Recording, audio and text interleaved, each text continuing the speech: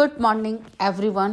Myself, Dr. Rita Kumari, department of psychology, Marwari college Ranchi.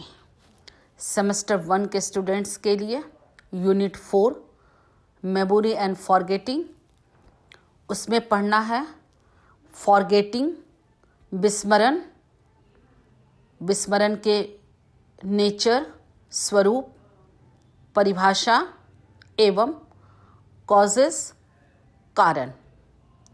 आज हम लोग फॉरगेटिंग, विस्मरण की परिभाषा एवं स्वरूप, डिफिनेशन एंड नेचर पर चर्चा करेंगे। विस्मरण शब्द से ही पता चलता है कि स्मरण ना होना। यह एक चलती फिरती भाषा है, साधारण भाषा है कि किसी भी वस्तु का याद ना आना विस्मरण होता है। गत अनुभवों, जो पास्ट एक्सपीरियंस था व्यक्ति का, गत अनुभवों या सूचनाओं का स्मरण ना होना विस्मरण कहलाता है।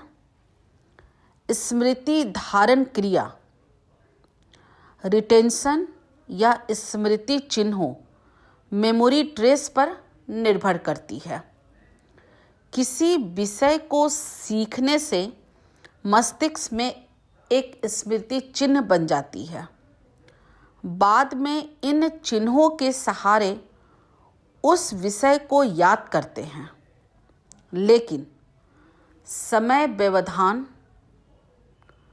दूसरे विषय को सीखने या किसी तरह के आघात के कारण ये स्मृति चिन्ह, मेमोरी ट्रेस या साइन कमज़ोर हो जाते हैं या मिट जाते हैं।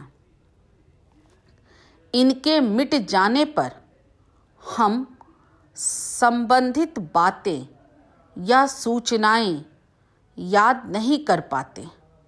अतः स्मृति चिन्ह का धुंधला पड़ जाना या मिट जाना भूलना या विस्मरण कहलाता है। पर कभी कभी धारणा रहने पर भी हम किसी विषय का पुनः स्मरण, रिकॉल नहीं कर पाते और नहीं पहचान पाते हैं। अतः यह कहना अधिक अच्छा होगा कि विस्मरण धारणा की किसी जांच को पुनः प्राप्त करने में असमर्थ होता है। बहुत सारे मनोवैज्ञानिकों ने विस्मरण की निम्नलिखित परिभाषाएं दी है। विस्मरण की परिभाषा, डिफिनेशन ऑफ साइकोलॉजी। चैपलिन के अनुसार, अकॉर्डिंग टू चैपलिन 1975, पहले सीखी गई सामग्री के प्रत्यावाहन, स्मरण या पुनः उत्पादन की योग्यता की क्षति ही विस्मरण है। रेबर तथा रेबर के अनुसार, अकॉर्डिंग टू रेबर 2001, पहले जो कुछ सीखा गया था उसको प्रत्यावाहन करने, पहचानने या दोहराने की योग्यता की क्षति को ही विस्मरण कहते हैं। चैपलिन की एक और अन्य परिभाषा है, जो कुछ विशिष्ट परिभाषा कहा गया है। सहचारी बंधन के दुर्बल होने की प्रक्रिया को, सहचारी बंधन के दुर्बल होने की प्रक्रिया को विस्मरण कहा जाता है। विस्मरण की यह परिभाषा सीखने की क्रिया के संदर्भ में उपयुक्त है। विस्मरण के स्वरूप, नेचर ऑफ फॉरगेटिंग। विस्मरण के स्वरूप के संबंध में मुख्य रूप से दो दृष्टिकोण, व्यूज हैं। एक दृष्टिकोण के अनुसार यह एक निष्क्रिय प्रक्रिया है, पैसिव प्रोसेस, और दूसरे दृष्टिकोण के अनुसार यह एक सक्रिय प्रक्रिया, एक्टिव प्रोसेस है। सबसे पहले हम लोग पैसिव प्रोसेस पर चर्चा करेंगे। नंबर 1, विस्मरण एक निष्क्रिय प्रक्रिया है। Forgetting is a passive process. Ebbinghaus 1885 ने विस्मरण को एक निष्क्रिय प्रक्रिया माना। उन्होंने कहा कि सीखे गए विषय के स्मृति चिन्ह, मेमोरी ट्रेस या साइन अपने आप समय बीतने के साथ साथ छिन्न हो जाते हैं और हम उस विषय को भूलते जाते हैं। किसी विषय को सीखने तथा प्रत्यावाहन करने के बीच अंतराल, इंटरवल जैसे जैसे बढ़ता जाता है, विस्मरण की मात्रा बढ़ती जाती है। एबिंगहॉस ने अपने विचार को सिद्ध करने के लिए निरर्थक पदों, नॉनसेंस सिलेबस का निर्माण किया। उन्होंने कहा कि निरर्थक पदों की कठिनाई सभी व्यक्तियों के लिए समान होता है, क्योंकि इस पर पूर्व साहचर्य, पास्ट एसोसिएशंस, पूर्व अनुभवों, पास्ट एक्सपीरियंस, पूर्व प्रतिमाओं, पास्ट इमेजेस आदि का प्रभाव नहीं पड़ता है। इसीलिए निरर्थक पदों को सीखने की सामग्री लर्निंग मटेरियल के रूप में व्यवहार करने से स्मरण एवं विस्मरण के सही स्वरूप की जानकारी संभव होती है। उन्होंने 2300 निरर्थक पदों का निर्माण किया। निरर्थक पदों के निर्माण की दो विधियां हैं, जिन्हें CVC तथा CCC विधियां कहते हैं। पहली विधि में 3 अक्षर होते हैं, जिनमें किनारे के दोनों अक्षर व्यंजन कॉन्सेंट तथा बीच के स्वर वॉवेल होते हैं, जैसे XOY, JIR, DUZ इत्यादि। दूसरी विधि में सभी अक्षर व्यंजन वर्ण के होते हैं, जैसे XZM, PWR, SYW आदि। ऐसे पदों का कोई अर्थ नहीं होता है। निरर्थक पदों को बनाते समय यह भी ध्यान रखा जाता है कि उसका संबंध किसी सार्थक शब्द से ना हो। जैसे BOK एक निरर्थक पद है, जिसका साहचर्य बुक के साथ आसानी से स्थापित हो जा सकता है तथा इसे प्रयोज्य आसानी से सीख सकता है। अतः ऐसे निरर्थक पदों का निर्माण यथासंभव नहीं किया जाना चाहिए। एबिंगहॉस का विस्मरण वक्र, एबिंगहॉस फॉरगेटिंग कर्व। एबिंगहॉस ने धारण, रिटेंशन तथा विस्मरण के स्वरूप को देखते हुए 1200 से अधिक निरर्थक पदों के 13 पदों की सूचियों का स्वयं पूर्णतः याद किया और भिन्न भिन्न धारण अंतरालों के बाद धारणा की जांच पुनः शिक्षण विधि रीलर्निंग के द्वारा किया।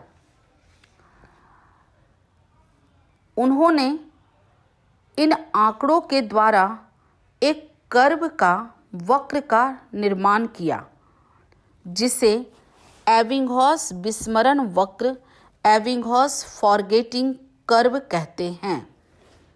इस वक्र के आधार पर एबिंगहॉस ने विस्मरण के स्वरूप के संबंध में कई बातों का उल्लेख किया। नंबर 1,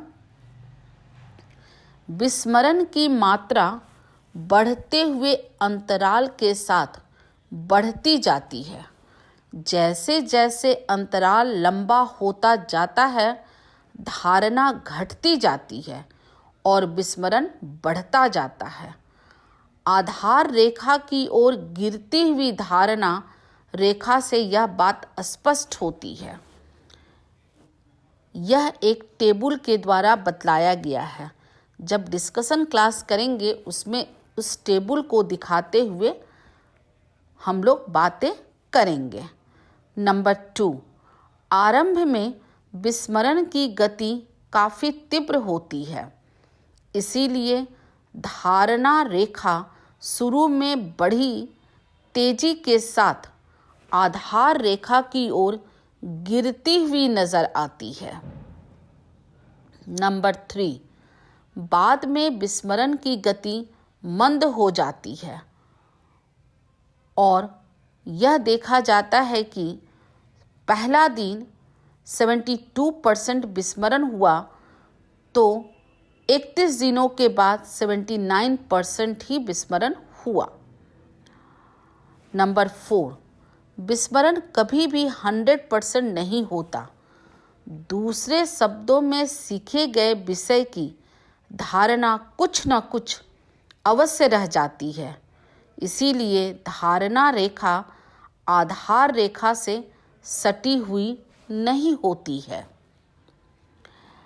एबिंगहॉस विस्मरण वक्र की सार्थकता आज भी कायम है। अध्ययनों से इस सामान्य विस्मरण वक्र की सार्थकता प्रमाणित होती है। नंबर 2, विस्मरण एक सक्रिय प्रक्रिया है। Forgetting is an active process. Ebbinghaus के विचार के विरोध में एक दूसरा विचार विकसित हुआ। इसके अनुसार विस्मरण एक सक्रिय प्रक्रिया है। इसका अर्थ यह है कि हम किसी सीखी हुई सामग्री को धारण अंतराल रिटेंशन इंटरवल के कारण नहीं भूलते, बल्कि उस अंतराल में होने वाली घटना के कारण भूलते हैं। मुलर तथा पिल्जेकर ने पृष्ठोन्मुख अवरोध रिट्रोएक्टिव इनहिबिशंस की विस्मरण का आधार माना है। उनका कहना है कि पहले सीखे गए विषय की धारणा रिटेंशन पर बाद में सीखे गए विषय का बाधक प्रभाव को पृष्ठोन्मुख अवरोध कहा जाता है। पहले विषय के स्मृति चिन्ह मेमोरी ट्रेस दूसरे विषय की बाधा के कारण मजबूत नहीं हो पाते हैं और वह कमज़ोर हो जाते हैं, फिर मिट जाते हैं, जिससे पहले विषय का आंशिक या पूर्ण विस्मरण होता है। इससे प्रमाणित किया है कि किसी विषय को सीखने के लिए यदि व्यक्ति एक निश्चित अवधि तक दूसरे विषय को सीखे तो पहले विषय का विस्मरण अधिक होता है। फॉर एग्जाम्पल, फर्स्ट क्लास यदि आप लोगों का हिस्ट्री का है, तब आप लोग पूरी अच्छी तरह से कंसंट्रेट होकर हिस्ट्री के क्लास में आप लोग पूरा ध्यान लगाए रहते हैं, अटेंशन देते हैं। सेकेंड क्लास यदि आप लोग का साइकोलॉजी का है तो उस क्लास में आप लोग साइकोलॉजी पे जब ध्यान देते हैं तो हिस्ट्री को भूल जाते हैं। तीसरा क्लास पॉलिटिकल साइंस का है, तब आप हिस्ट्री और साइकोलॉजी भूलकर पॉलिटिकल साइंस पे ध्यान देते हैं। इसे ही पृष्ठोन्मुख अवरोध रिट्रोएक्टिव इनहिबिशंस कहा गया है। फ्रायड के अध्ययन से प्रमाणित होता है कि विस्मरण एक सक्रिय प्रक्रिया है। किसी अनुभूति के विस्मरण में व्यक्ति की इच्छा का हाथ होता है। उनके अनुसार हम किसी अनुभव को, एक्सपीरियंस को इसलिए भूलते हैं क्योंकि हम भूलना चाहते हैं। उनका कहना है कि दुखद एवं अप्रिय अनुभवों को हम भूलना चाहते हैं, इसीलिए वे अचेतन अनकॉन्शियस में चले जाते हैं। इस प्रक्रिया को दमन रिप्रेशंस की संज्ञा दी गई है। उन्होंने अपने अध्ययन के आधार पर बतलाया कि व्यक्ति अपने दुखद एवं अप्रिय अनुभवों को जल्दी भूल जाता है तथा सुखद एवं प्रिय अनुभवों को अधिक दिनों तक याद रखता है। स्वतः पुनः प्राप्ति, संस्मरण, सम्मोहित अवस्था आदि प्रपंचों फेनोमेना से भी प्रमाणित होता है कि विस्मरण एक सक्रिय प्रक्रिया है और इसका आधार धारण अंतराल स्वयं नहीं है, बल्कि उस अंतराल में होने वाली घटनाएं हैं। ऑसगुड 1956 ने इस विचार का समर्थन किया और कहा कि विस्मरण समय का परिणाम नहीं है, बल्कि उस समय के भीतर होने वाली अंतःवेशित क्रिया के स्वरूप का परिणाम है। निष्कर्ष के तौर पर कहा जा सकता है कि सक्रिय एवं निष्क्रिय दोनों ही गति समय के अनुसार धीमी और मंद पड़ जाती है। अतः हम कह सकते हैं कि इस विस्मरण की परिभाषा एवं स्वरूप को देखते हुए उसकी समय अंतराल, सुखद दुखद सभी तरह की परिस्थितियाँ, पास्ट एक्सपीरियंस, नॉनसेंस सिलेबस, इन सब के कारण ही व्यक्ति भूलता है। वह भूलने की कोशिश भी करता है और कभी कभी नहीं भूलने के कारण भी, नहीं कोशिश करने के कारण भी वह भूल जाता है। धन्यवाद। अब मैं नेक्स्ट क्लास में आप लोगों को बताऊंगी विस्मरण के कारण, कॉजेस ऑफ फॉरगेटिंग।